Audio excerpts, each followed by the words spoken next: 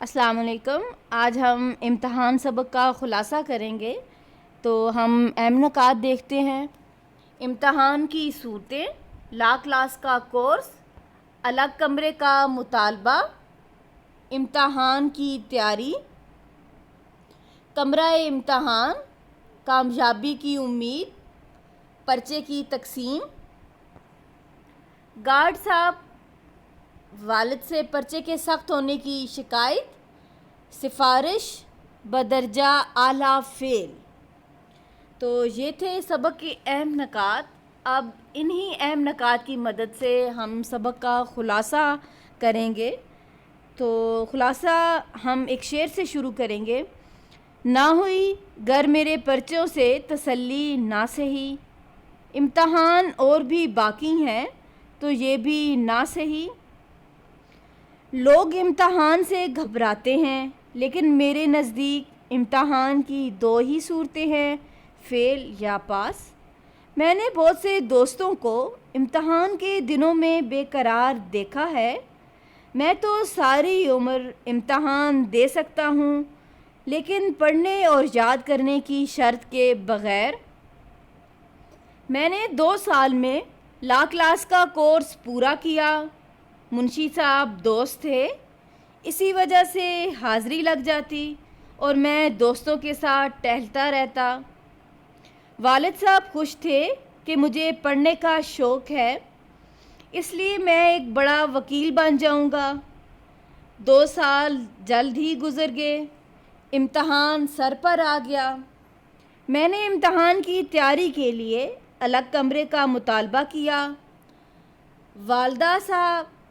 والدہ صاحب نے اپنا کمرہ خالی کر دیا۔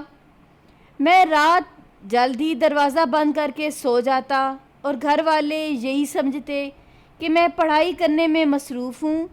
جب امتحان کے دن قریب آئے تو میں نے والد صاحب سے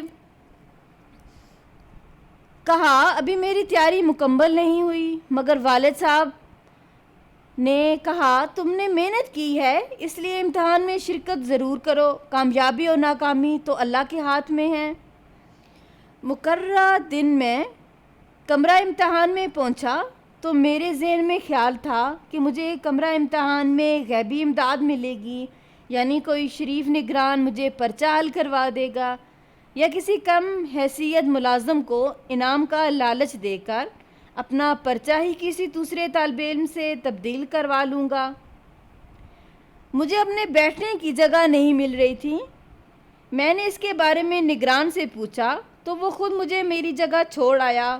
میں نے سمجھا کہ یہ شریف آدمی ضرور میرے لیے آسانیاں پیدا کرے گا۔ پرچہ تقسیم ہوا تو سارا پرچہ پڑھنے کے بعد مجھے پتہ نہ چل سکا کہ یہ کس مضمون کا پرچہ ہے۔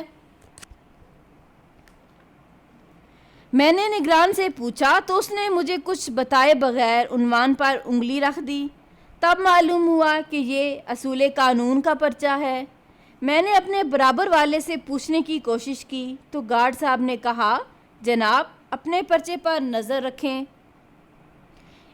اس طرح دوسروں سے مدد ملنے کی توقع ختم ہو گئی۔ میں نے گارڈ صاحب سے پوچھا کہ اس دوسرے سوال کا کیا جواب ہے؟ وہ مسکرا کر بولے مجھے نہیں معلوم۔ ایسے عالم میں پرچے کے 6 گھنٹے گزارنے مشکل تھے۔ میں تو آدھے گھنٹے بعد ہی کمرہ امتحان سے باہر آنا چاہتا تھا کہ والد صاحب روزانہ 11 بجے ہی آ کر بیٹھ جاتے تھے۔ میں والد صاحب سے پرچے کے سخت ہونے کی شکایت کرتا، لیکن والد صاحب مجھے تسلی دیتے۔ پرچوں کے بعد والد صاحب نے میرے لیے سفارش بھی کروائی، لیکن بے سود۔ ممتحن نے سفارش ماننے سے انکار کر دیا۔ جب نتیجہ آیا تو میں سارے پرچوں میں مجموعی طور پر صرف 2 نمبر ہی حاصل کر سکا۔ والد صاحب نے ممتحنوں کو برا بھلا کہا اور مجھے آئندہ سال دوبارہ امتحان دینے کے لیے کہا۔ اس طرح مجھے ایک اور سال فرصت سے گزارنے کا موقع مل گیا۔ یہ تھا اس سبق کا خلاصہ۔